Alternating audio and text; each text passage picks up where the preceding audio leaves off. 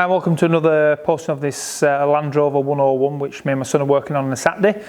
My last video I discussed about the gearbox cover and the engine cover, and I would modified the gearbox cover, and that I was having to do quite a bit of modification to the engine cover because the way it had been built and the poor fits of which we got. So last week I've discussed the bracket, well, the plate which my son was making, which will go into here. So if you can see that,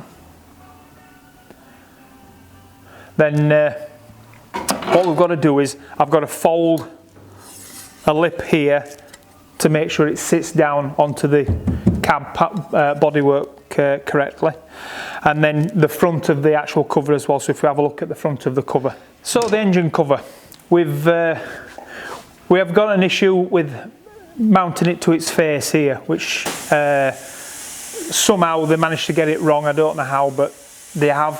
So we have to fix this, and the panel coming down to where it comes to the clips here. So what I'm going to do is I'm going to move this panel here, what they've bolted in, and I can move that. These two faces are running parallel, so I don't have to do anything with that. I just have to change this area here. This is the panel I've made to go in the front, and that will go in there like so. And then I've just got a small infill here to be made. The other side doesn't, they've folded it in one piece with the material which they've got, so I am going to have to sort out that side. I can't move it like this, but it's not so much of a problem. Yes, I've got quite a bit of welding to do here.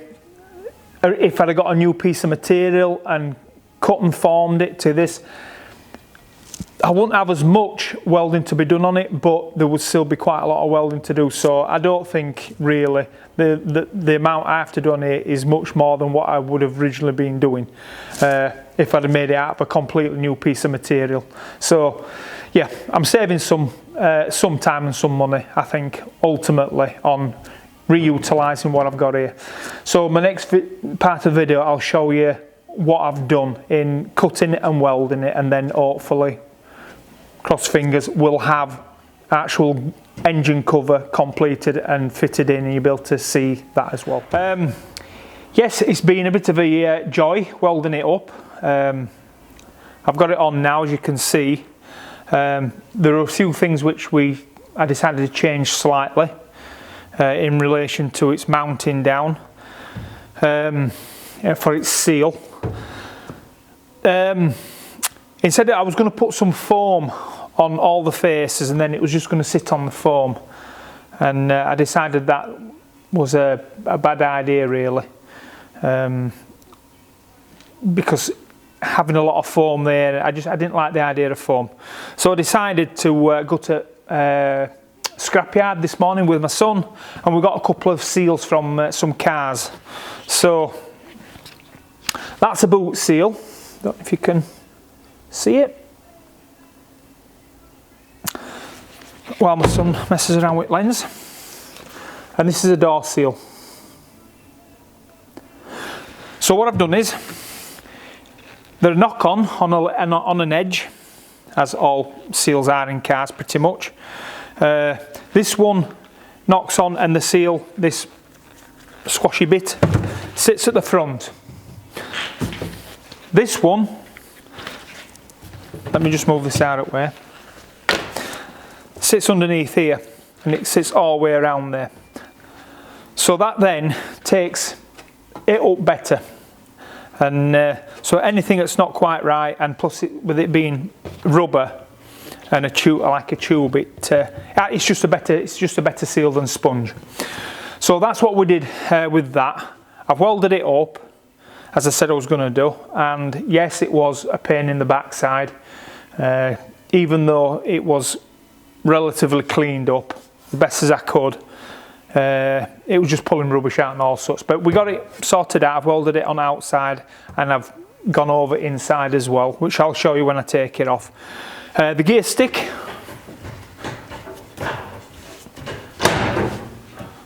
it clears now as I said it would do, so that's quite happy. The clips at the front, we've done those, but I'll show you those when it's off. And yeah, so we'll take it off and then I'll show you what we've done with that. So as you can see, fully welded up except for the holes. I couldn't be bothered welding holes with all the rubbish that were in there. It would have just been a nightmare drilling it all out, making holes bigger just so I could clean them. And it's just like, it doesn't need, it's going to get, I'm going to make a cover. I'm going to stitch up a cover to put on, so that'll cover, make it quite happy and nice. The clips to pull it down, riveted those on. You can see the seal of which we put on. I am going to glue these together, these ends, tidy it all up. Same with these here, I'm going to cut them and glue them together so they're not stuck out like that. As you can see inside, it's all welded up. I don't know if you'll be able to see all the rubbish, all the black rubbish sat on top of the weld. It was just pulling it out for fun. But it was old rubbish, so I didn't expect it to be doing anything different. But it's done it, so I'm happy enough with that. It is going to have some more clips just like the ones at the front, or very similar, on the back here. So there was a piece of angle iron on this rear lip here, which went under another piece which was on the back gearbox cover, and it clipped underneath it, but it was an absolutely awful setup. So what I'm going to do is I'm going to have some more clips here and some locating pins. So I'll probably have some locating pins maybe here. I'm not sure I'm going to put them on the back here or on the side next to the clip, but there's going to be a clip there to pull this down so the whole thing will be locked down. It is also going to have on the top here, just as the standard cover, with the heater pipe. So I'm going to make a heater pipe to go on there, and then I'll just have a vent blaster thing stuck out the back of here, just to put heat into the back of the Land Rover, because like I said, it's going to be all boxed up. If we go and have a look, I've got my son doing the heater outlet pipe. So I got him to make a flange and then to make a pipe to match it. He did make it a little bit bigger, but hey ho, it is what it is. But he's done a good job, so we'll have a look at that. And I think that's probably pretty much about it, but we'll have a look at that. So the little outlet pipe, I know it doesn't look much, and I suppose it's not really, but for my son to make it, I thought it was somewhat entailed. He had to make this pipe, so we did a little bit of mathematics for that.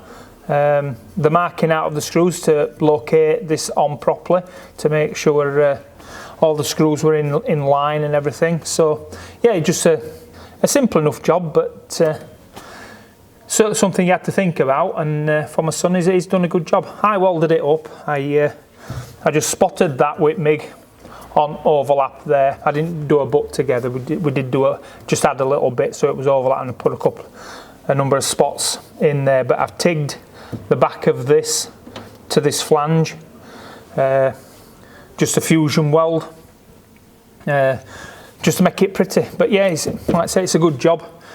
And then I've just got to get some pipe and the bits and pieces to go to the back. So yeah, that's what we're doing with that. If I go down, because it's harder to talk up here, so we'll go down. So just in closing on this, as I always say, and I always will do, I'm grateful for all those who contribute onto the channel, whether it's this or the Jag, for the information of the aluminium as well. That was interesting. Yeah, so as always, thank you for everybody that watches, and hopefully we can continue to increase it, and also increase the productivity, as it were, of these videos, and the quantity within them, and the quality as well. What I'll be doing is I'll be finishing off that cover.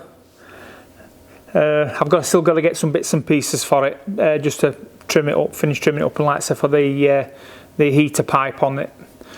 And then I've been thinking of taking it to work and aqua blasting. We've got an aqua blaster.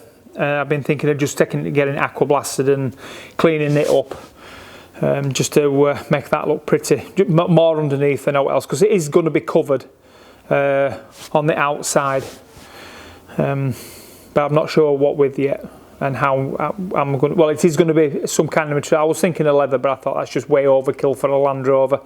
So I'm thinking of getting some kind of material, but it's going to match. I'm going to do the whole of the cab with carpeting and some kind of material. So we're going to be sorting that out at some point. But yeah, but and the body as well.